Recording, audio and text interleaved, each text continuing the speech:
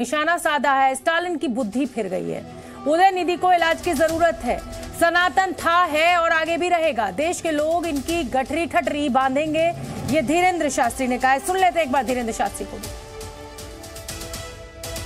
दक्षिण भारत के तमिलनाडु के कोई स्टालिन हैं, उनकी बुद्धि फिर गई।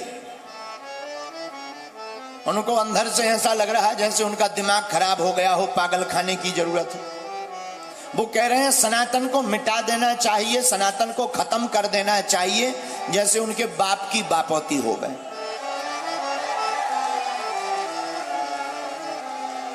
हैं? अरे भाई साहब, सनातन तब तक रहेगा जब तक सूरज चांद रहेगा। तुम्हारी पीढ़ी दर पीढ़ी, दादा परदादा चले गए, तुम भी चले जाओगे। सनातन तो मिटाना दूर की बात है, सनातन के एक बच्चे को तुम मिटा नहीं पाओगे। और हमारी प्रार्थना है, इस प्रकार के जो बयान देते हैं, जो सनातन के खिलाफ देते हैं, ये राम का राज्य है। हमारी भारत के लोगों से प्रार्थना है, ऐसे लोगों को मुंह तोड़ जवाब देना चाहिए, ताकि वो भारत से ठटरी और गठरी दोनों बंधवा लें।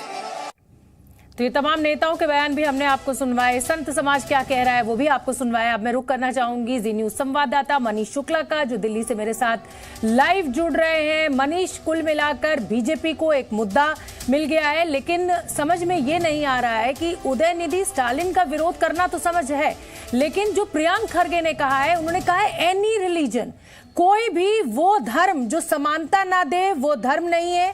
कोई भी ऐसा धर्म जो इंसानों जैसा बर्ताव ना करे वो धर्म बीमारी जैसा है। इसमें हिंदुत्व के ऊपर या सनातन के ऊपर कांग्रेस का कोई प्रहार नहीं है, प्रियंक खरगे का कोई हमला नहीं है। तो फिर बीजेपी कांग्रेस को क्यों पूरे इस विवाद में घसीटना चाहती है? क्या बीजेपी चाहती है कि कांग्रेस बीजेपी की पिच पर आकर खेले?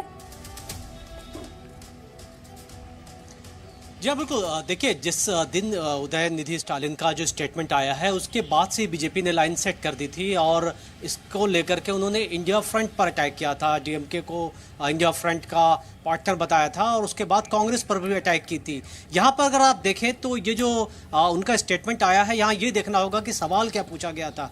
क्या उदयनिधि स्टालिन के स्टेटमेंट के ऊपर उनसे सवाल पूछे गए थे और इसलिए उसके जवाब में उन्होंने ऐसी बातें कही है? ये ठीक है, क्योंकि बयान से भी ऐसा दिखता नहीं कि वो हिंदू धर्म पे या सनातन धर्म पर कोई अटैक कर रहे हैं। लेकिन अगर आप देखें तो बीजेपी की जो अपनी स्ट्रेटजी है, उन्होंने सारे बड़े नेताओं को उतार दिया। अमित शाह छत्तीसगढ़ में रैली कर रहे थे, वहाँ उन्होंने सबसे पहले स्टालिन के बयान के ऊपर कमेंट किया। राजनाथ सिंह को हमने देखा और कई बड़े मंत्री, चाहे धर्मेंद्र प्रधान की बात करें, बीजेपी कई आला जो मंत्री हैं, उनके बड़े नेता हैं, लगातार सुबह से कल से वो इसको लेकर के लगातार इंडिया फ्रंट पर अटैक कर रहे हैं। इसके जो सबसे बड़े दो फायदे जो बीजेपी के हिसाब से हो सकते हैं, एक तो तमिलनाडु में वो बीजेपी अपना प्रेजेंस चाहती है और उनको लगता है कि वहां पर जो भी इस सनातन धर्म के मानने वाले लोग हैं वो कंसोलिडेट होंगे। और दूसरी बड़ी बात कि इसको हिंदू धर्म पर हमले से जोड़ करके 2024 के इलेक्शन में फायदा भी बीजेपी कहीं ना कहीं उठाने के बारे में अपनी जो स्ट्रेटजी बना रही है। बिल्कुल आप ठीक कह रहे हैं मनीष। वहां पर 89%,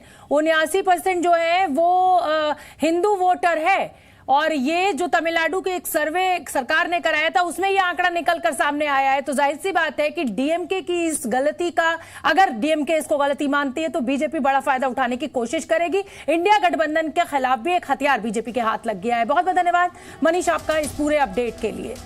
आगे बढ़ेंगे, दिल्ली है तैयार, मेहमानों का इंतजार।